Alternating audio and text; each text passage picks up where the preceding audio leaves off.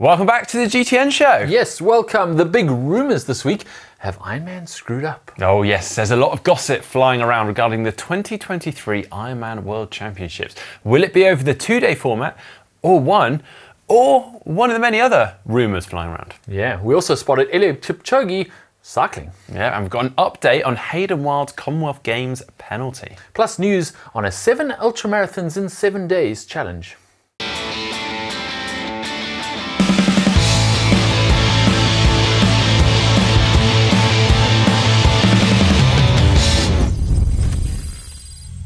All right, we're going to start the show with looking at some of the stuff we've noticed on the internet over the last week. And starting with this, Kat Matthews has been announced the British Army Sportswoman of the Year.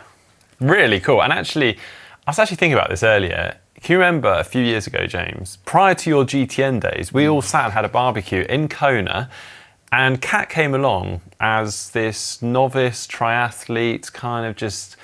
She wasn't even doing Kona. No, she wasn't. She was there just spectating, cheering on her partner, Mark, who many of you will know. And and the trajectory of her career has been absolutely phenomenal. So, yeah, hats off and, well deserved for this. I wonder what happened to Mark there. Anyway, that was just a dig at Mark. Kat, of course, as you know, was in a bad accident in Texas just before Kona. She's on the road to recovery, and one of her next posts was actually her first bike rider. She said, I went for a cycle ride. I love cycling. Obviously, she said, no, I'm not back, onwards and upwards. Very small steps for her, but it's good to see her back out and on the bike. Yeah, very good news. Now, here's a bit of unusual news. Now, Camille Herron, ultra marathon runner, set the 100-mile world record way back in February of this year at the Jackpot Ultra Running Festival. But here's the catch. It has since been announced that it was just shy of 220 meters short of 100 miles. Yeah, but there's a bit of dispute over all of this. Beyond Limits Running, the organisers of the event at the time, have actually come out in defence. They actually shared a letter that they sent to the USA Track and Field Association about this, because there was all kinds of shenanigans around the course measurement. They had the course accurately measured, apparently with accurate wheel measurement, as you have to, and then Big old job just to jump in there, 100 miles on a... Well, it's a lap course, so but yeah, still a big job. And then they had someone showing up on race day claiming to be a USA Track and Field official, measuring the course on an e-bike, getting in the way of athletes while the race was happening. And then nothing came of that.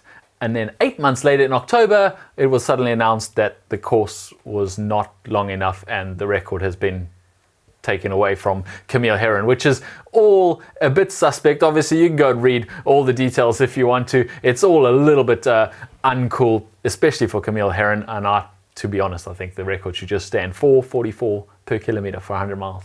Unbelievable. That's really, really impressive. Cool bit of news, or something we spot on social media, is Eluid Kipchoge on a bike, on a turbo trainer. Now, this was actually shared by Freddie Ovett, and he's pinged it over to us at GTN because he was quite proud that he'd actually sent out his kit to Kipchoge, and he's donning the kit that Freddie sent to him. So Freddie Ovett, in case you're not aware, is a pro cyclist himself, but also actually a pretty decent runner. You may recognise the surname because his father was a very good runner himself. So obviously runs in the family, but yeah, very cool. Kipchoge, really, maybe really we could get him into swimming as well. Triathlon next. Yeah. And then we saw this on the internet, which is someone was giving Mark a bit of a punt. Because Mark actually went down to see our friends at Precision Fuel and Hydration a couple of weeks ago, and they put him to work in the garage, and someone got a handwritten letter. Well, they told me, come on down, we'd love to hang out, we can shoot some videos, and then they just put me in the factory. I was basically just packing up parcels for the day. Well, so I wrote some really nice notes. Yeah, exactly. I thought I'd make the most of it and write some notes. So, someone posted and they were very happy that they got a handwritten note from you, Mark. You should write some more handwritten notes to our viewers. I'll try and do that. Now, next up and final one, really cool, is Claire Danson, who we've actually mentioned here on the show before. Was an age group European champion, or still is an age group European champion. Unfortunately had a collision with a tractor around 3 years ago, left her paralysed. She since then went into para-triathlon, has been incredibly successful within para-triathlon. Well, she's just announced that she's qualified for the Great Britain para-cycling team as a hand cyclist. Yeah, congratulations, Claire. Right now, for our big topic, Ironman have opened up qualification for their 2023 Ironman World Championships based on it being a 2-day format. But here's the catch. That 2-day format is up in the air. And in short, they could be giving away too many slots already. So, yes. Have Ironman screwed up? Good question. Let's explain a little bit on what we're talking about here. For the first time ever in 2022, the Ironman World Championships was held over 2 days, with the women going on Thursday and the men going on Saturday at 2 separate events. Now, the reason for this was because of COVID and postponed entries, bumped down entries. So there was a whole bunch of people who hadn't had a chance to race Kona for 3 years, and they all had to race at once. They needed more capacity for extra athletes, so their solution was to have it over 2 days. But Ironman being Ironman, before that race had even happened and been successful, they had already announced that in 2023 it was going to be a 2-day format again, presumably because they saw that this opened up the capacity to have twice as many athletes, which means twice as much money and entry fees for Ironman. But it hadn't been successful yet, so it maybe was a bit premature. However, qualification has already begun for the 2023 World Championships based on those extra spots. Now, they've actually already given away around 810 spots, which opened up on the 21st of August, and an extra 200 slots for women to fill that extra day of racing. And of course, that is what's been on offer and what has been available for people to purchase. I mean, take, qualify for. Purchase, accept. Anything like that, yeah. Yeah. Here's where the problem arises though, because the 2-day format didn't go down particularly well in Hawaii with the locals. Of course, they had to close all those roads on a work day, a Thursday, as well as the Saturday, and it was not that popular. Hawaii County Mayor Mitch Roth said immediately after the race, "The 2-day running of Ironman World Championships in 2023 is not set in stone. The race officials are moving forward. A review of the 2022 event will take place in the coming months to determine whether holding a 2-day race in 2023 is feasible." Yeah, and the Ironman CEO, Andrew Messick, actually acknowledged that there were challenges that the community faced with that influx of family, friends, supporters. They estimated around 20,000 people, including the athletes. And he said, "We've learned a lot and we're committed in 2023 to have a day purely for women and another day purely for men." Yeah, however, the Hawaii County Mayor has said that there probably wasn't enough consultation with the community about adding another day of racing both in 2022 and in 2023, and so it is very much up in the air. So, what now? Well, given that qualifying is well underway and many people have already qualified, Ironman have kind of committed to this format, so trying to flip it back to the 1-day format is going to be incredibly tough. So the rumours have started, and thanks to Pro Tri News a little bit for these, whether they are true or not, well, we'll have to wait and see. One is Ironman World Championship will not have 2 days of racing in 2023, which is obviously going to be very difficult now. Ironman World Championship in Kona will be women only, and the Men's World Championship will be in Europe for 2023. Whoa. Or Ironman World Champs will have men's and women's race in Kona, but 2 weeks apart. I've also now heard that the men's and women's could be 1 month apart, with men's in Nice and women's in Kona. I get the feeling that a few of these have just been made up, and the rumours are getting a bit silly now, Mark. Well, maybe. I've also heard that James is going to be the voice of Ironman at the World Championships. The race could be in Alaska, which may actually be easier and cheaper to get to than Hawaii. I've also heard it could be in Neom, where the Super League Grand Final was, took place. So you just cycle the length of the line. 170 Ks, yeah. Huh? Oh no, yeah. Or on Zwift, which could actually save everyone a lot of hassle and a lot of money, couldn't it? Oh yeah, that'll make the plane tickets a lot cheaper if you just have to go to your garage. The rumours are getting silly. If you have your own rumours, leave them in the comment section down below. Feel free to share all of these, please. Yeah, share them on social media. Tell everyone about the new rumours. Now it's time for your Tri News. Starting with this news, Hayden Wilde will keep his silver medal from the Birmingham Commonwealth Games after his appeal to World Triathlon, appealing that penalty decision was thrown out by World Triathlon.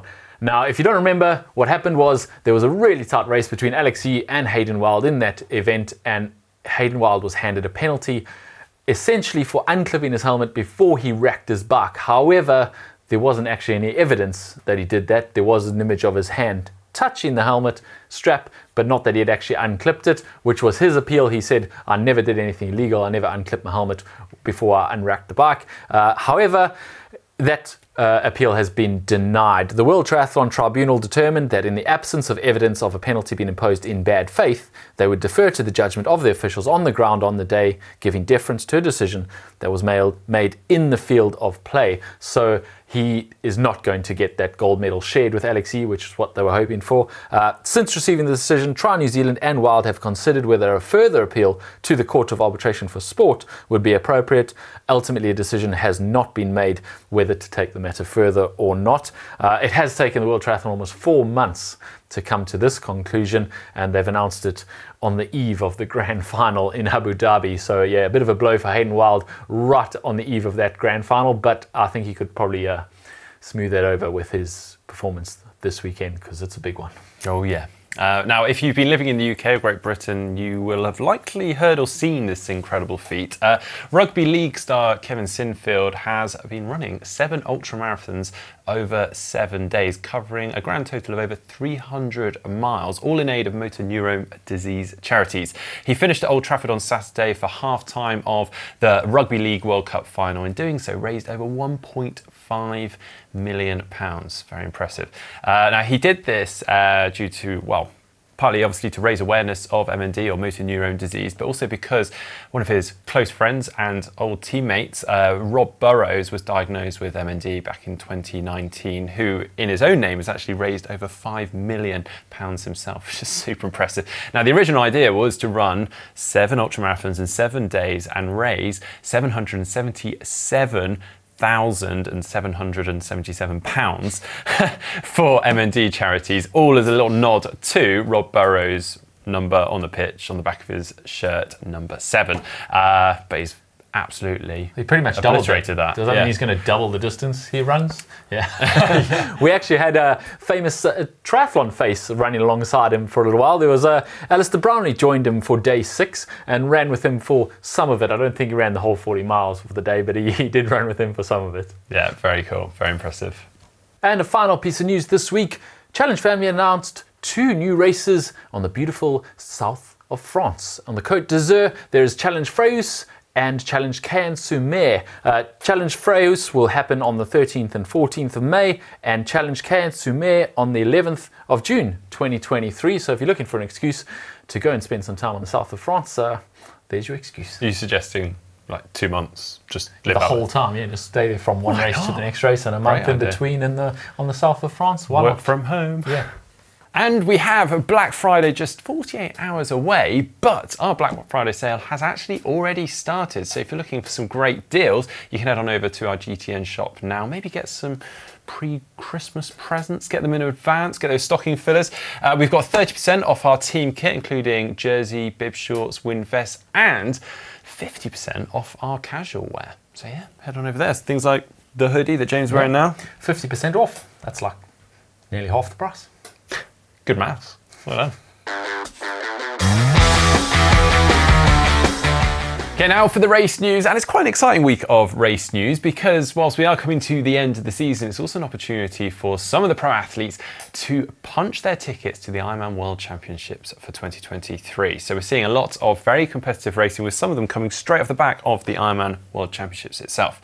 So Ironman Cozumel, we had quite an exciting race play out, because Lisa Norden looked like it was hers to win. She had a phenomenally fast swim and bike, as she always does, but unfortunately it looks like she fell apart on the run. I didn't actually watch it live, but a 3:23 marathon is a little bit slow. Yeah, she lost the lead of 22 minutes going into that run. Yeah. So yeah, definitely the wheels fell off there a little definitely. Bit. So it was Grutz Laraldi that took the win there, Lisa Norden in second, and Kylie Simpson in third. On the men's side, it was Magnus Ditlev that took the win there, ahead of Jan van Berkel in second and Fernando Toldi in third. Yeah, and there was another major Ironman happening on the same day over in Arizona, and over on that side, Sarah True made up for her disappointing Kona, where she DNF'd coming into Kona with illness, and she took the win ahead of Scar Maunch in second and Danielle Lewis in third. On the men's side, Joe Skipper carried on his amazing form that he had in Kona, taking the win there with a very impressive 7:45 finish time with a 4:05 bike and a 2:44.42 run. Matt Hansen was behind him in second, who had a more impressive 2:35 35:29 run, which is blisteringly fast, but it wasn't enough to catch Joe. He was 4 minutes behind him at the finish. Ben Canute in third, and disappointingly for him, Sam Long only finished in a distant 10th place. He was obviously building up for this race after 70.3 world champs. So yeah, back to the drawing board for him on the Ironman distance. Oh, it's painful. We also had Laguna Phuket this weekend, which is a pretty iconic race. You've raced it before, haven't you? I have, yeah. It's a good one. Yeah, pretty brutal from what I've heard. Always wanted to race it. Now on the men's side, it was won by Charlie Quinn. That seems to be a name we should be keeping an eye on because it had some very impressive results lately. Noosa the other day. Did, yeah, ahead of Rudy Wilde in second and Massimo Cigana. And on the women's side, Amelia Watkinson took the win there ahead of Dimitri Lee Duke, with Felicity C.D. Ryan coming in third. Emma Pallant-Brown was also there running out her season, but unfortunately she succumbed to the heat and humidity and ended up in an ambulance. She was not very happy about it, but of course she was very happy that that's the end of her season. I think she's going to put her feet up now. Just an impressive season, really. She's had a very, very good season, even if it didn't finish particularly well. Yeah. Now, upcoming, we obviously have the WTCS Grand Final in Abu Dhabi, and it could be anyone's. Yeah, there's actually 9 men on the start line who could potentially take the Grand Final and the series title. Of course, for a good few of them, it would have to be a pretty epic race where some major things went wrong and took out a lot of the favourites. The real favourites are Hayden Wilde and Alex Yee. Hayden Wilde is in the driving seat there. He is leading the points, and Alex Yee could take the win, but he would have to finish ahead of Hayden Wilde and have someone in between the two of them if he was going to take Hayden Wilde, beat him on the points. So yeah, all to play for sure. But as you say, like, all it takes is Hayden or Alex to have a bad race, Leo Berger to go and win it, and it could be his. Exactly, yeah. He's just one of the many. There are lots of permutations, and of course, the Norwegians are jumping in the mix there, so they may change the dynamics of the race a little bit too. And over on the women's side, similarly, we have 2 women at the top of the table, Flora Duffy and Georgia Taylor-Brown, with just 70 points separating them. And quite simply, if one of them wins on the day, they take that grand final overall win. In fact, pretty much whichever one of them finishes ahead of the other one is going to take the grand final. That's how close it is, and they are head and shoulders above pretty much all the other ones. So one of those 2 is going to be your series winner this year. There's also another major race also happening in the Middle East this weekend, and that is Ironman Israel Middle East Championships, which is a new race on the calendar and is an absolutely packed pro field. Again, as Mark said, people trying to qualify for Kona next year. We hope it's going to be in Kona next year. Anyway, there are 3 slots for the men and 3 slots for women, and that means there is nearly 100 pros on the start line there, 65 of them male, including names like Patrick Langer, Sebastian Kienle, Florian Angert, Daniel Bakkegaard, Cameron Wirth, to name a few. And Daniela Blemmel, Ruth Assel.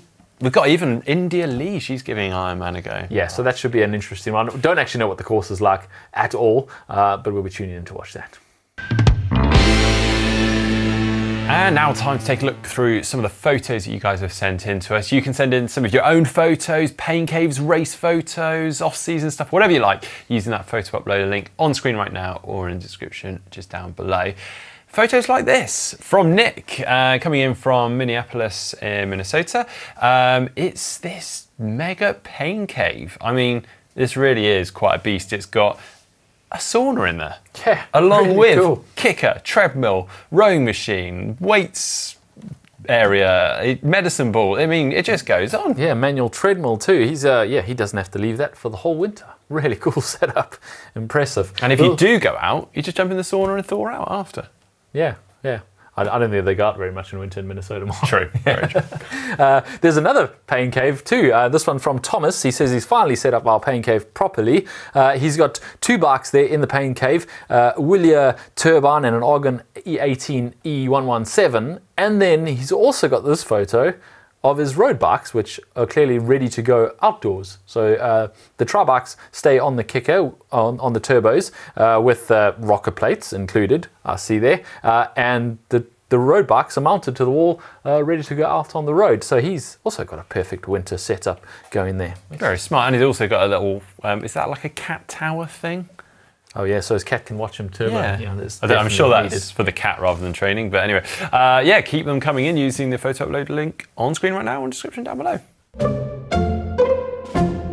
Okay, now it's time for the caption competition. And last week we had this image from Kona of some goats, and you guys went to town on this one. Doug Gailey 6777 said, that moment you realise the 12-metre rule doesn't apply to goats. Hannes Bonderson 2316 said, approaching ram speed.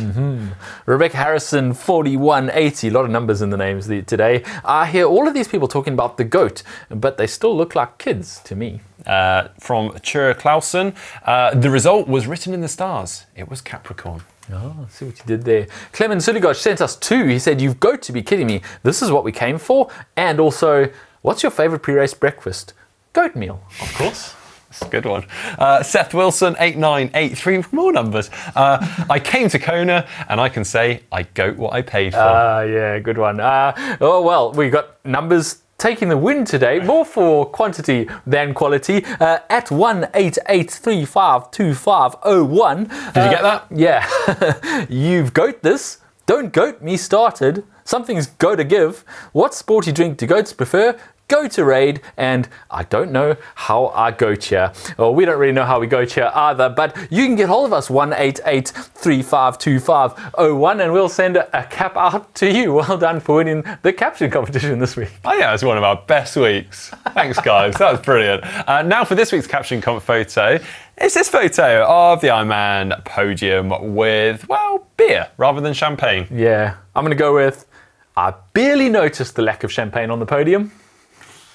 Yeah, I'm sure you guys can do better.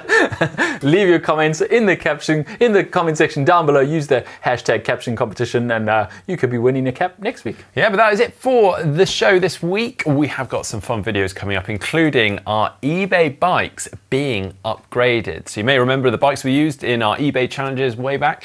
Well, we've upgraded them. Made them fast. Oh yeah. Well, faster anyway. And if you're looking for something to watch right now, last weekend Heather swam across London and she got pretty cold in the process, so go watch that. It's a very cool video. Don't forget to check out our GTN shop for some banging discounts.